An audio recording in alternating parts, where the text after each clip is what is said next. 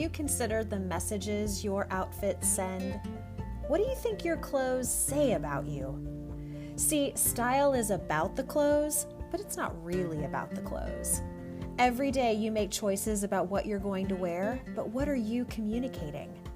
Welcome to Above and Beyond Style. I'm your host, Maria DiLorenzo, and in 2019, I founded MFD Style, where I provide a unique, intuitive approach to personal styling for those ready to embrace a more meaningful look.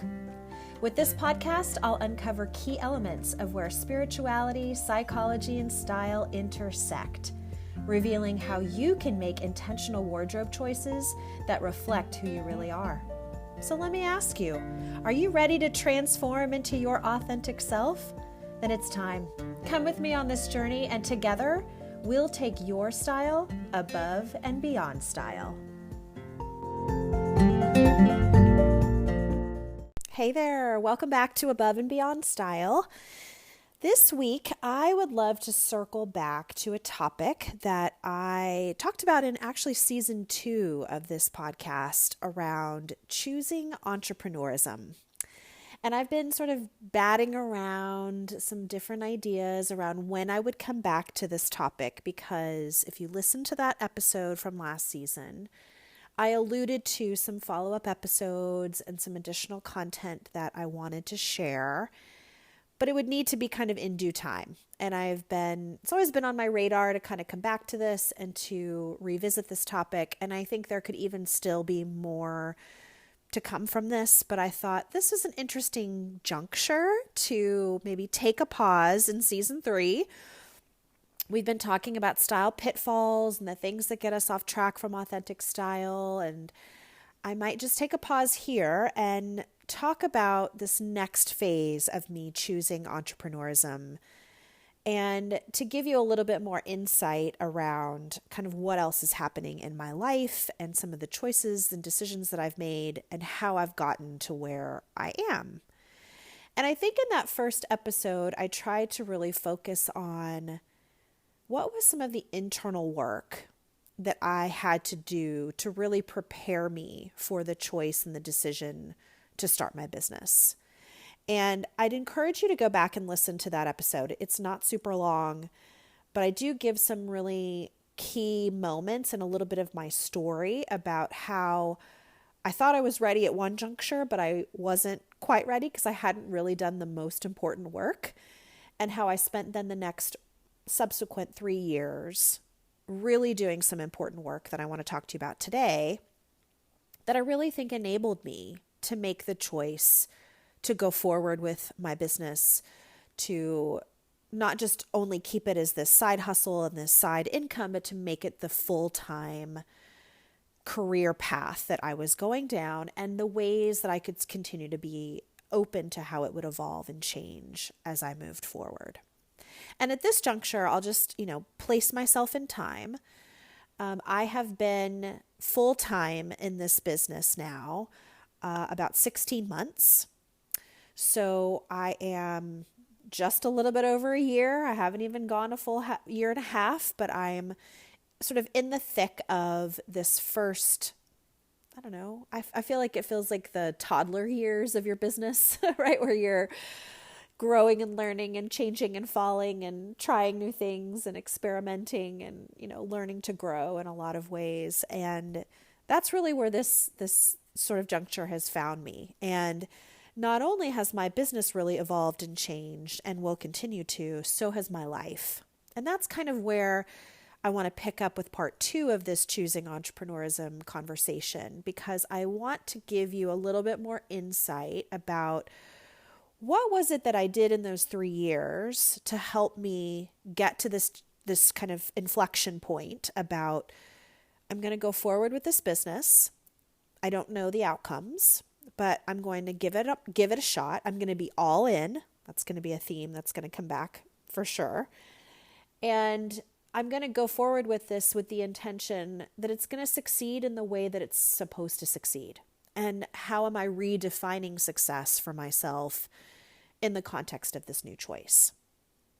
And I think those 3 years, I alluded to a lot of work that I did around mindset And I can't underscore this enough about, when I talk to new entrepreneurs, they often ask me about sort of what were the steps that I took to set me up for this launch date, if you will. And there's a lot of particulars around finances and business acumen and choices you might make around a business plan or developing new relationships and having a core list of people that you'd reach out to that could be referrals. I mean, there is a lot of strategy in and around starting a business.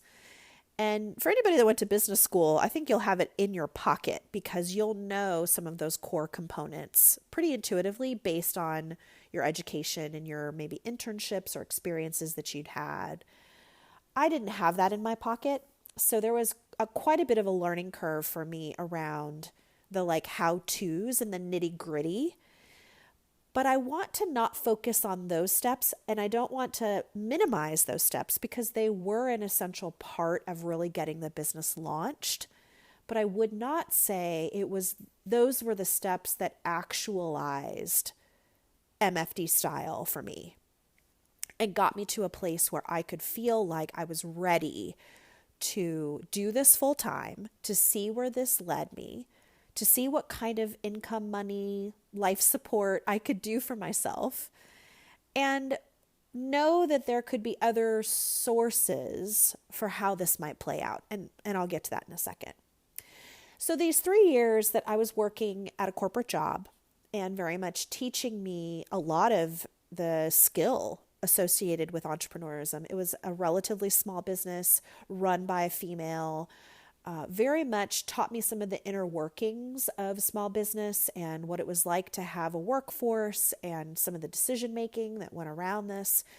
Not to mention it was a remote job. It taught me all of the skill set and the lesson of kind of orienting your day around your work schedule, but also having flexibility and coming back to your work in a disciplined way so that you could get the things you needed to get done, but also having a bit more freedom in your day than if you were sitting in an office 9 to 5, for example. So I got a lot of great hands-on experience around sort of the orientation of entrepreneurism. And I think the thing that really I spent those 3 years digging deep was around this mindset component. And I alluded to this about really helping me understand what were those real beliefs that I had around success or failure or fear, or just even redefining what work could look like and challenging myself to see and understand some of those beliefs in a different way. And understanding really where they came from and doing some of the harder work around, were those imprinted on me from outside sources? Was that learned behavior? Were those mindsets that I adopted from other people? In fact, they weren't even really my own. And I'm talking about them relatively abstractly because it evolved over time. It wasn't as if I woke up one day and decided that I need to challenge my beliefs and I need to look at this differently and I need to understand where those beliefs come from. It was very much an intentional process of going within and reconnecting with what I call my inner child, my little Rhea. My family has called me Rhea from a very young age. It was my nickname growing up. Only sort of my close, most intimate friends even knew that nickname. So when I think about my childhood and who I was growing up, little Rhea is a very special little force in the world. And she was a very funny kid. She was imaginative and creative and a little bit of her own free spirit, and probably drove her brother and sister mad and crazy because I was kind of like a little bit in my own world. I had imaginary friends. I loved to play school, and I was someone who very much like acted out and lighthearted, and I was not a heavy-hearted kid. I very much liked to play, and I was probably a little dramatic, My brother and sister would say that I was loud. I was not afraid to use my voice. That was an important factor when I was very little. And when I reconnected with this concept of my little Rhea, that really opened up a lot of information for me about where my mindset had perhaps gone off the rails or even sidetracked in some capacities just through life experience. And I think this happens for a lot of us, that the world and our life and sometimes being an adult just hardens us and it teaches us some really tough lessons. And I think for anybody who's gone through significant things, which if you've lived any period of significant amount of time, you've lived through some stuff. You've seen some hard things. You've had hard things happen to you, around you, to others you love. I mean, it's just part of the human experience. And I think for me, as I got to this juncture of, was I going to launch my business? I had to kind of reconnect with this younger version of myself to understand what were the things that actually motivated her and made her feel safe and made her feel secure and gave her motivation and passion and excitement. Because I think over the years, I had really spent a lot of time quieting those things and overriding them. And even just giving myself, I don't even know, at the time it felt like I was not paying attention to this younger version of myself that really had the vision for entrepreneurism, but I think just got quieted by the world for any number of reasons. I've talked before on this podcast about my father's death. I've talked about life changes. I've talked about relationships changing. There were so many kind of critical, pivotal things that that happened to me over my teens, my 20s, my 30s, and then getting into my 40s, seeing how I had really, I don't know, not just quieted that version of her, but really told her that version wasn't important anymore. And I think this is where the story took shape over those 3 years around mindset, about reconnecting with this younger version of myself and trying to harness some of that energy and the excitement and the risk taking that I was very much naturally inclined to, that I had become too fearful or afraid of, or not even interested in entertaining some of the ideas that I think were very much of me, but just didn't feel responsible or didn't feel, I have a very strong seed toward responsibility and like holding my own and independence and giving. Boy, let's talk about giving for a second, about giving of myself to others, oftentimes at the expense of who I am, and had really overpoured myself in ways that depleted myself truly and really took me outside of who I really feel like I and my inherent nature am.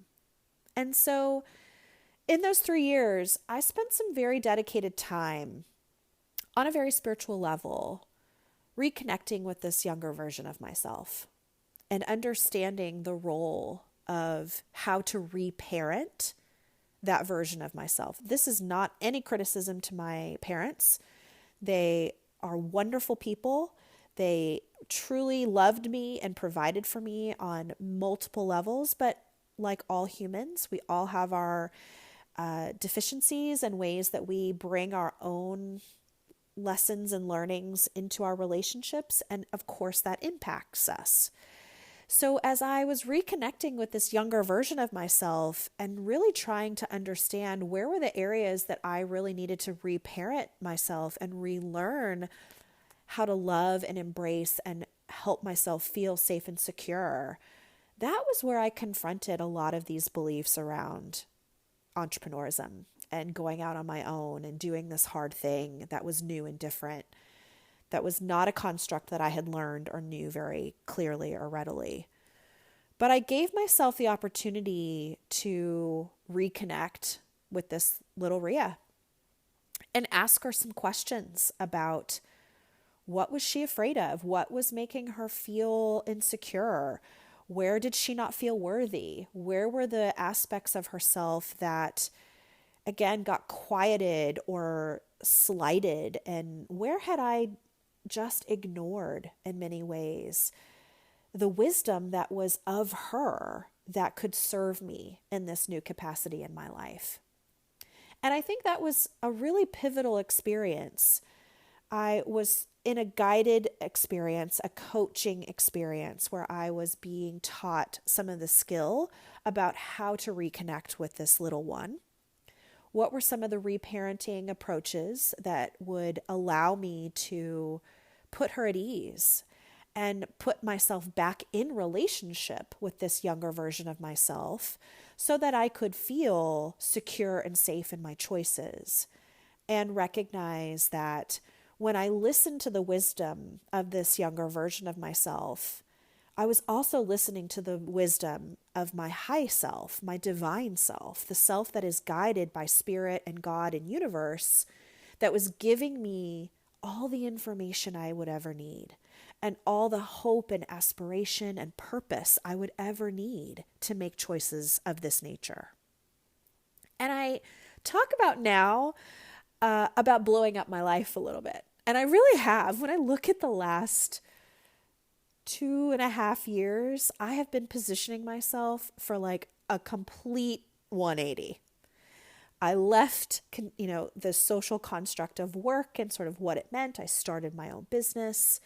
I then decided my home and my lifestyle were not serving me in the capacity with which I felt I needed. I sold my house. I moved. I'm in the thick of like major life transition. And I'm choosing to talk to you about entrepreneurism at this juncture because I had spent the time, and I continue. This is not a one-shot wonder. Like, I did the work, I spent the time really learning about my inner child, healing this relationship, learning about my ego and the voice of ego and the concept of where ego steps in to keep me safe and how it was overriding some of the things that really were driving me to be an entrepreneur and keeping me and preventing me from this lifestyle and this purpose that I really wanted, and where it stepped in to protect this younger version of myself because she was in fear. She didn't feel worthy. I spent a lot of time, and I continue to spend time in this relationship with myself. And this is what I'm talking about, you guys, that conceptually maybe it's difficult to talk about and hear because it was a very evolutionary process. There were different iterations that came from each step of reconnecting with myself at this level, knowing who I am again at this younger version of myself, but also knowing that she's very much a part of who I am today. And the high self, the self that is in communion with God, spirit, universe, whatever your higher entity, however you might like to label or understand that presence, that we are in communion, all three of us. And that sense of self then became so much richer and fuller so that I was able to really see my potential and to see that I was meant for a life that was bigger and fuller than I was giving myself credit for. So it allows me, when I'm in communion with this self at the deepest level, all these intricate parts of who I am, and really challenging some of the beliefs and really overcoming and allowing love to drive my force, not fear. I have learned to become this version of myself that is willing to try some things, to risk some things, to go out in front of myself and say, I don't know how this is going to turn out, but I know that there's a very real desire and purpose in me that feels connected to entrepreneurism, that hasn't even yet fully come to fruition. And that's what's interesting talking to you at this juncture, that when people ask me, like, how's your business? It's interesting because I think a lot of us might want to respond with, oh, I have a certain number of clients, I'm making a certain amount of money. How healthy is that sense of like financial stability, or just having kind of the pipeline of clients and people so that it feels like it's very full and abundant. That is definitely one measure of success. But I'm recognizing that when I'm asked about how's my business going, it's very much connected to, well, how healthy am I? Because I am my greatest asset. This business does not exist without me at the helm. It is of me, it is about me, it's about bringing who I am into the work that I'm doing. So the health of my business is directly correlated, whatever the word is, to how I am, how healthy I am, both physically, mentally, spiritually, emotionally, all of the above. So this step into entrepreneurism, this choosing entrepreneurism, comes from a place of how healthy am I first and foremost. The work always begins with how healthy am I? How am I taking care of myself? How am I tending to my inner child's needs? How am I staying aligned with this spirit, this universe, this God, this benevolent force that is of me? That's the work first. And everything that comes from that, everything that is derived from that, is how healthy I am. So the business, how is your business doing? Well, it is always for me about like, well, how am I doing? And you're catching me at a very interesting moment in my life where I don't have all the answers. I am stepping into a great bit of unknown. There's a lot of uncertainty ahead of me. There is risk and wonder and excitement, and also, as I said, a lot of unknown. Those things are very much active. So in some ways, that's also how my business is, right? There are aspects of my business that are thriving in some ways, but by traditional standards, it wouldn't seem as if I'm giving you all the information because I don't have all of the information yet. So in many ways, this is a very funny part of the entrepreneurial journey, is allowing the ebb and flow, the evolution, the what is of who you are in the moment, and trying to allow that person to rise so that your business, and this is what I've said really from the beginning, that I'm blowing up my life because if I want a different life, you have to do things differently. So I'm doing them differently. And my business is along for the ride because everything that is of me and how I'm changing and evolving and thinking and believing and tending to myself and really building this relationship and co-creation with spirit and God and universe, that's how my business is. And so it's a complex answer. And I think it doesn't have the traditional measures to point to. And of course, I can give you data around numbers and, how did I do financially? I just did my taxes for my first full year of self-employment income. That's a very humbling moment where you really look at, well, what did you make? What were your expenses? And what did you net? Like, what did you walk away with here to live your life? And that was a humbling number. I'm not going to lie to you. Do I hope it grows? Of course I do. But is that the only marker for how successful, quote unquote, or how healthy, quote unquote, my business is? No.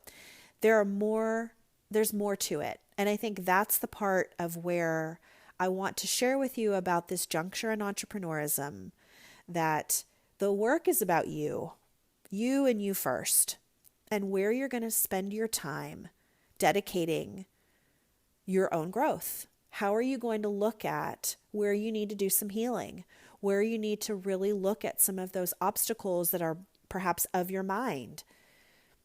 9 times out of 10, they're of your mind, where you're going to grow and learn and heal and evolve so that the aspects of your business grow and heal and evolve alongside of you. It's a 2-for-1 deal. It's a both and. It is not an either or. And for me, I'm learning that my hard work, when I had my coach, my spiritual coach told me, Maria, the work you do every day, it's not the traditional quote unquote work that I think we all believe we're supposed to do. Call the people, make the connections, write the emails, balance the budget, write the checks, whatever. Yes, those are inherent, important parts of owning a business. But the work that you do every day is about alignment with yourself. It's about that mindset. It's about that healing, about that reconnection and that co-creation step with the universe and God, and reconnecting with who you are and that youngest version of yourself so that you can be more in alignment with all these aspects of you. That's the work, you guys. So people sometimes ask me, like, what'd you do today? I have to be really candid and honest and say some days it's just about that.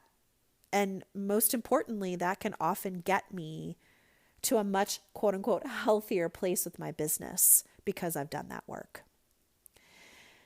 So this blowing up my life, this juncture of entrepreneurism, this how's my business doing? How healthy is everything going? It's evolving, it's changing, it's growing. I don't have all the answers yet, but I know that I'm putting in the work.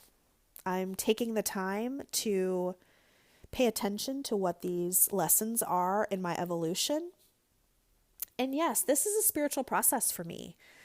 So if you haven't really heard me talk about, this podcast is about the intersection between style, psychology, and spirituality. And so every aspect of that sort of trinity for me is at work and at play. And I'm spending time in this entrepreneurial space looking at where style, psychology, and spirituality are going to overlap. And for me, it's like an everyday thing. There's work to be done and aspects of that are still evolving and growing for me, but are still a part of who I am and what I'm about. So I hope this in some level feels a bit rambly. So I'm going to wrap it up. But I do want to give you this sense of knowing that I'm going to come back to this Entrepreneurism chat again. And I will be at a different place with my business, I know, because I'm on a trajectory of growth. And I hope that you can start to see the important aspects of how I'm choosing entrepreneurism in a very intentional way and perhaps in a different way than you might traditionally read about or see in the bookstores or listen to other podcasts. Like, I do feel like in some capacities, this whole approach is different. And I have some thoughts around bringing in some other colleagues and friends who I think are building businesses in very similar ways, really challenging some of their mindset and their beliefs and reconnecting with this aspect of who they are on their most intimate spiritual self, so that they can grow their business from that place. And I think it might be helpful for you to hear some of those conversations between us so that you can see how that plays out differently for us, but also where the similarities fall in those stories. So anyway, more to come. More ahead for sure, you guys, on the entrepreneurism journey. But as always, thanks for sticking around and listening through, and I can't wait to connect with you next time. Hey there. I wanted to take this opportunity to tell you more about MFD Style, my wardrobe consulting business. I've been styling professionally for nearly 15 years, and it truly is my life's passion and purpose. In fact, my mission is to help you develop a confident and authentic signature style, breathe life into your existing wardrobe, and help you fill in with perfect, versatile pieces that are in line with your style and budget. And yes, all of this can be done both in person or virtually. This experience can transform your life. I have seen it happen countless times. And all you have to do is take that first step. Set up a free 30-minute consultation call with me, and we can start this journey together. You deserve to have a wardrobe that mirrors who you are, and I am so ready to help make that happen. You can find me on the web at mfdstyle.com.